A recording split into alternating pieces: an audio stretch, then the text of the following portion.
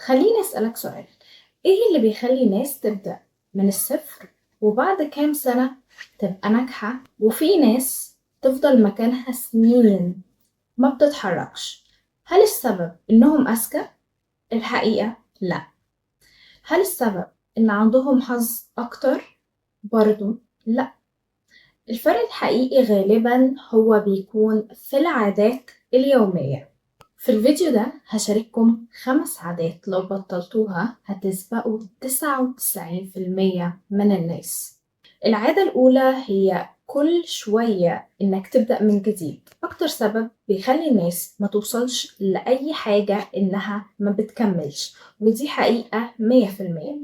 أول ما الحاجة تبدأ تبان إنها صعبة يقولك المجال ده مش ليا، ويبدأ مجال جديد، وبعد شهر يسيب، وبعدين يدخل حاجة تالتة، وفي الآخر يبص يلاقي نفسه بقاله سنين كتيرة بيتحرك بس عمره ما وصل لحاجة.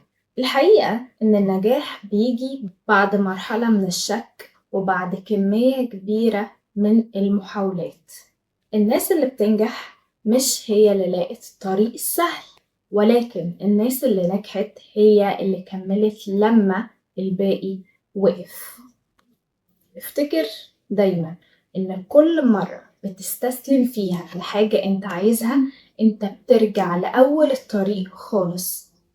العادة التانية وهي مستني موافقة الناس. ناس كتيرة قوي عندها أحلام كبيرة جدا في حياتها، لكن مستنية حد يقول لها يلا اعمل كده، روح هنا وما تروحش هناك. أهلهم، صحابهم، المجتمع، وما عندهمش ثقة كافية في نفسهم إنهم ياخدوا الخطوة دي بنفسهم. لكن الحقيقة إنك لو فضلت مستني موافقة الناس وتشجيعهم ليك هتعيش حياتهم مش حياتك، وعمرك ما هتاخد أي ستيب أنت عايزها في حياتك. وعشان أثبت لكم إن ده مش صح تماما، فكر مع نفسك، اسأل نفسك هل الناس اللي أنا مستني موافقتهم أو تشجيعهم دول هم أصلا وصلوا للمكان اللي أنا عايز أوصل له؟ بنسبة كبيرة الإجابة لأ. يبقى ليه تخليهم يحددوا مستقبلك، قراراتك، وحتى أهدافك اللي أنت عايزها؟ أهم حاجة لازم تعرفها إن ثقتك بنفسك هي فعلا اللي بتبني أفعالك، مش موافقة الناس ولا تشجيعهم أبدا. العادة التالتة وهي إنك لازم تستثمر في نفسك، ولكن الحقيقي دلوقتي إن كل الناس بتستثمر في كل حاجة إلا نفسها.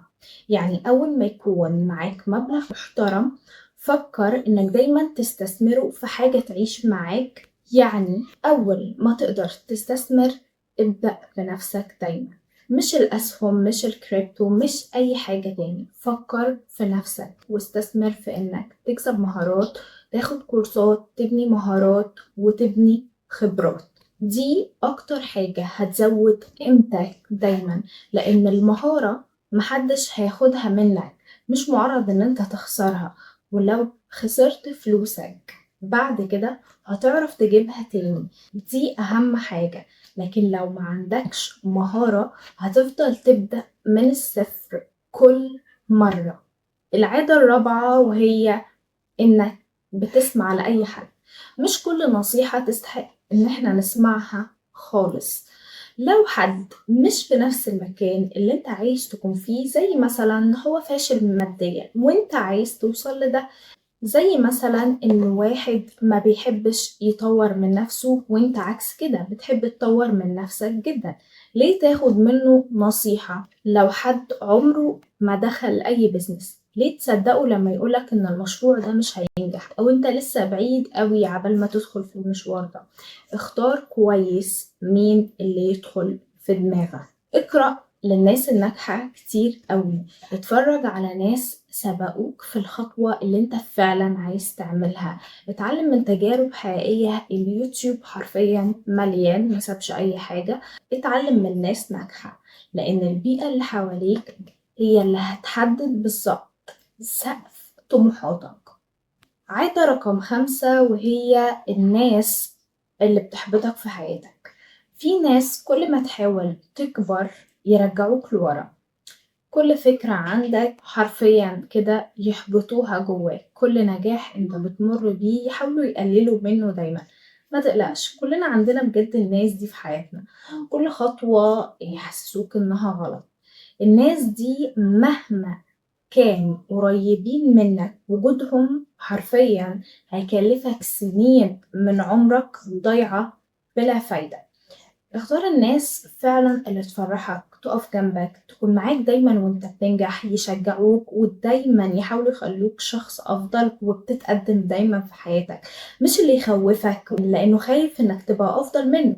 وأخيرًا لو عايز فعلًا تغير مستقبلك ابدأ بتغيير عاداتك، بطل تستسلم، بطل تستنى موافقة الناس وكلام الناس مش هيودي ولا يجيب. استثمر في نفسك، ده أهم حاجة هتعملها في نفسك وأكتر حاجة هتشكر عليها نفسك.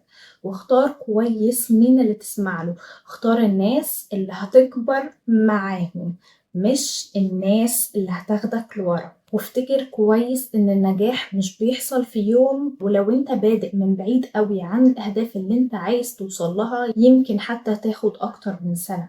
لكن لو بدأت بقرار واحد وقدرت فعلا انك النهاردة تحترم القرار ده وكل يوم تحترمه وتنفذه لحد ما توصل لأهدافك، مش هترجع لنفس العادات اللي كانت موقفاك في مكانك أبدا. تخيل بعد كل ده هتلاقي نفسك فين؟